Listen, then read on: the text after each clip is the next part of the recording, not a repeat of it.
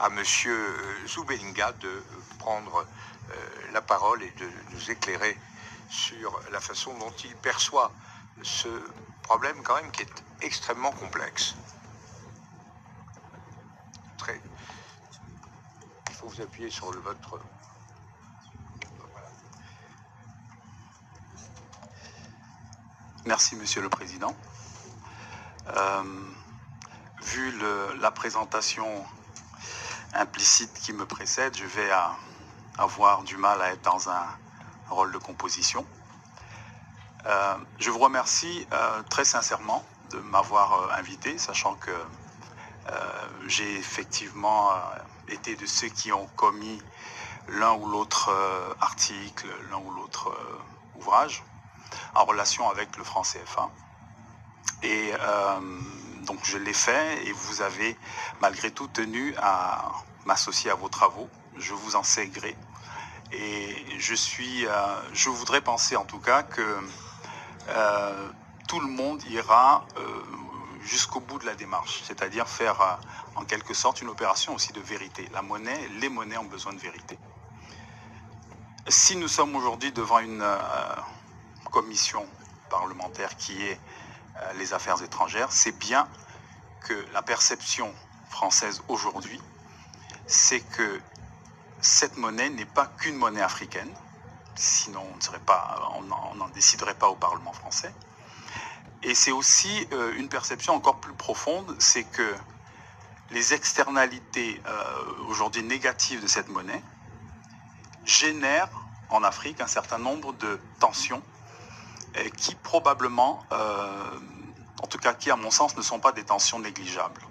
Je les qualifierais même d'explosives, dans le sens où elles sont portées par la jeunesse, et donc la démographie du rejet va beaucoup plus loin que ce qu'on peut imaginer. Ce n'est pas un rejet qui est limité à l'Afrique francophone. Il y a aujourd'hui des conférences partout en Afrique qui parlent du franc CFA, en Afrique du Sud, etc., au Malawi, et donc je pense que c'est plutôt une bonne chose, voire une très bonne chose, que vous vous souciez de cette question. Qu'il me soit donc autorisé de me souvenir d'un 29 mai 2005, que vous connaissez tous, puisque c'était le jour du traité de Rome 2005, et que nous sommes effectivement un 29 mai.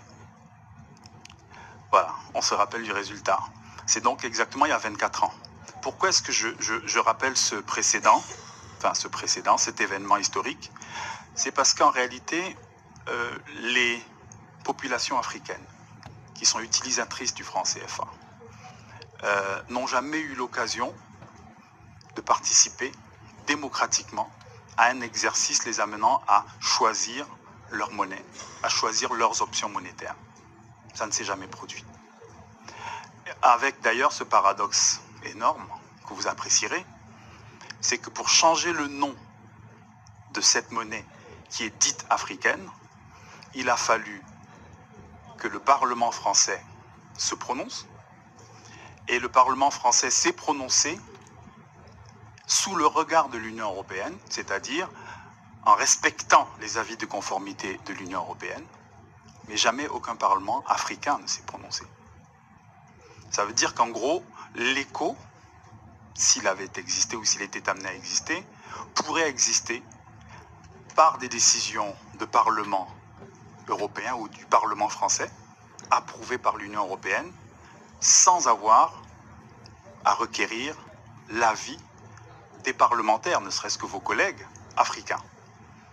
Je pense que c'est quand même une question à laquelle vous pourriez aussi, en tant que parlementaire et représentant du peuple, vous pourrez vous poser aussi quelques questions.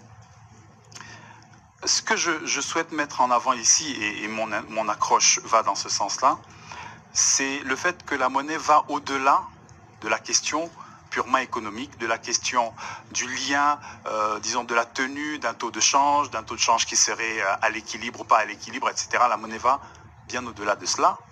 Et même l'économie va au-delà de ça. Aujourd'hui, une des monnaies qui maintient son niveau par rapport au dollar, c'est le kwacha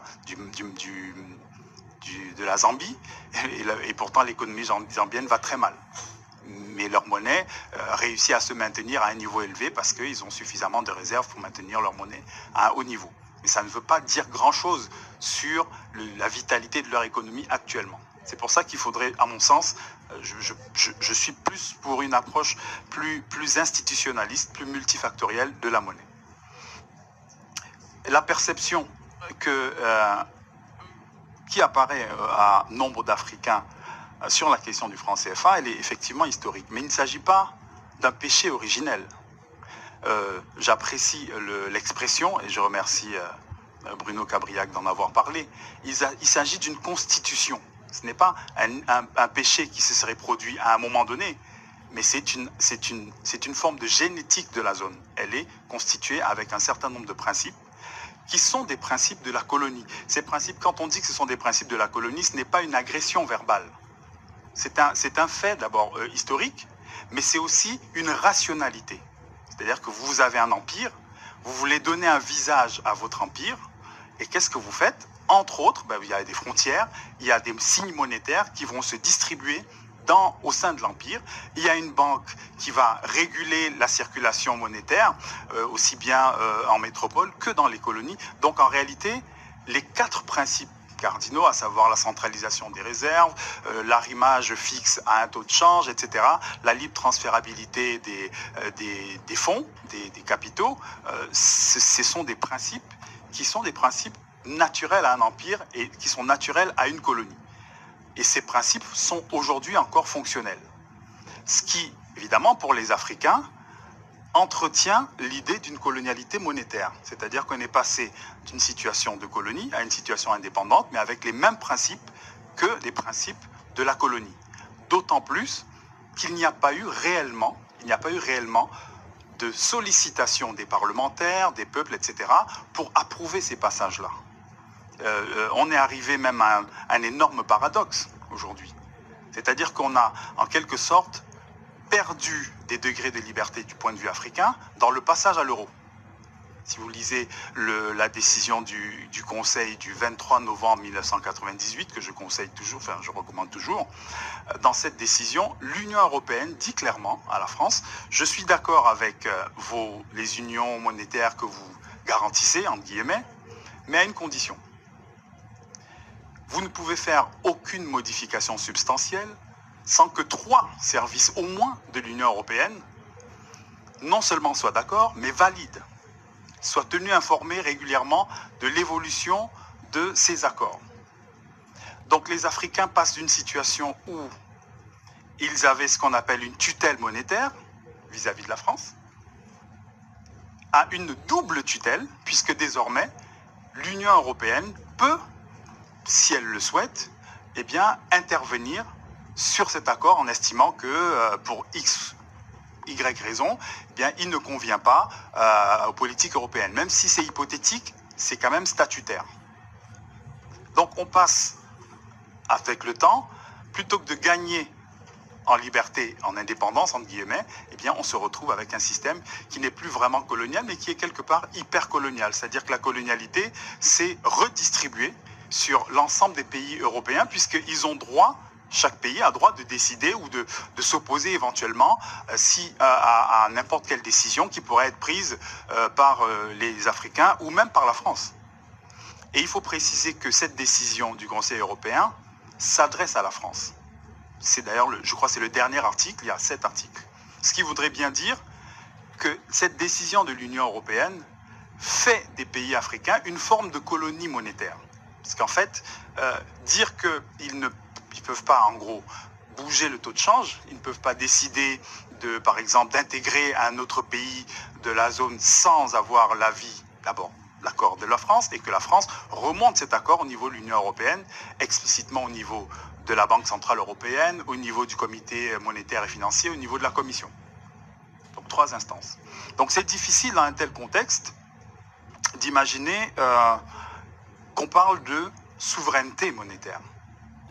Mais avant de parler de souveraineté monétaire, il faudrait aussi, et je pense que tous les panélistes ici connaissent la question même de la souveraineté avant d'être monétaire. Et c'est pour ça que je suis obligé un peu de dévier du schéma que j'avais prévu pour préciser, là encore une fois, dans cet échange qu'on nous a demandé sincère, la notion de choix me paraît difficile à argumenter. pays africains en 1945 sont des colonies. C'est en 1945 que le franc CFA est créé. C'est en 1945 que la France fixe le premier taux de change. Elle fixe un autre en 1948, ensuite en 1958. Entre 1958 et 1994, il n'y a pas eu d'autres taux de change. C'est le même.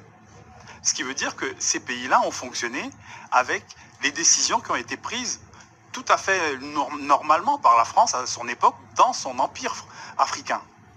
Donc on ne peut pas dire qu'ils aient choisi les taux de change, on ne peut pas dire qu'ils aient choisi les règles qui régissent en tout cas les règles, je dirais, cardinales, qui régissent ces unions, même s'il y a eu plusieurs innovations et plusieurs ajustements à travers le temps. Mais les principales règles sont issues de cette époque-là. Et il faut savoir aussi qu'avoir un taux de change fixe, je pense que c'est important aussi de relire dans la perspective qui est celle des Africains. Les Africains lisent le franc CFA avec l'ensemble des outils et instruments de la colonisation. C'est-à-dire, par exemple, vous verrez toujours associer ceux qui font des protestations fortes vont associer le franc CFA avec la présence militaire française, avec le fait d'avoir des langues officielles, la langue officielle comme le français, parce que ce sont des accords entre guillemets qui ont été signés lors du passage de la colonisation aux indépendances. Donc la lecture, la perspective des Africains de ce point de vue-là, la rationalité qui les anime, c'est de dire finalement on a une espèce de bloc en gros qui lie l'économie, la monnaie, les aspects culturels, les aspects militaires, comme un élément, comme un bloc vis-à-vis duquel on a du mal à trouver des marges de liberté. Ça explique en grande partie la situation actuelle, qui n'est pas un simple rejet. Parce que il faut savoir que la contestation du franc CFA est très ancienne. Elle naît avec le franc CFA. Elle a été le fait même de certains experts français. Parce que vous savez qu'il y avait une discussion entre le ministère des colonies et le ministère des Finances. Tout le monde n'était pas tout à fait d'accord. Il y a eu ce débat-là. Certains disaient, si on a deux monnaies dans le même empire, ça va poser tel et tel problème, etc. Donc il y a eu une contestation qui est aussi une contestation de chercheurs, d'économistes, depuis les années 50-60. Donc ce serait dommage de présenter ça essentiellement comme une espèce de simple protestation. Est-ce que vous pouvez conclure? Alors, je comprends très bien ce que vous dites et c'est passionnant. Mais oui, effectivement, je suis à ma 12e minute. Je vous remercie. Alors, ce que je devrais dire pour conclure, c'est que l'analyse coût-bénéfice, externalité, faite par les Africains, ne permet pas de valider l'institution franc CFA comme étant une institution de développement. Parce que tous les avantages qui sont associés au franc CFA ne renvoient pas, si on prend la stabilité, mettons, monétaire ou des prix, ça ne donne pas davantage d'investissement direct étranger aux pays africains de cette zone-là. Ils n'en ont pas plus que les autres. La stabilité monétaire ne fait pas en sorte qu'il y ait moins de pauvreté. Et les travaux, y compris de M. Cabriac ou du Ferdi, reconnaissent qu'on ne peut pas associer le franc CFA à quelque chose qui aille dans le sens de plus de croissance ou plus de développement économique. Donc il me semble qu'il faudrait plutôt penser et admettre que les Africains aujourd'hui sont engagés vers d'autres schémas. Leur schéma, c'est d'abord l'intégration africaine comme paradigme, avec des outils comme la zone de libre-échange, l'intégration régionale, etc., etc. La multilatéralisation et la bipolarisation du monde. Aujourd'hui, il y a plusieurs pays qui souhaitent adhérer au BRICS+, par exemple, et que ces nouveaux chemins ne sont pas nécessairement congruents avec le franc CFA. Par contre, et je termine là, Monsieur le Président, si vous permettez, il faudrait également, à mon sens, dire que les 3 pays du Maghreb ont quitté le franc CFA à l'indépendance. À leur indépendance, l'Algérie, la Tunisie, le Maroc. Okay, ils ont opté pour leur monnaie. Aujourd'hui, ce sont les premiers partenaires économiques de la France. Et ce sont des pays qui se comportent très bien du point de vue économique. La monnaie tunisienne est une monnaie qui résiste très bien, qui a un change flexible, mais qui résiste très bien à la situation actuelle, qui a un niveau, une cotation vis-à-vis du dollar qui reste très stable. Donc le fait de sortir de la zone franc, ou je ne sais pas comment on peut l'appeler, n'implique pas que les pays n'auront pas eu de relation avec la France. Au contraire, la France s'entend même très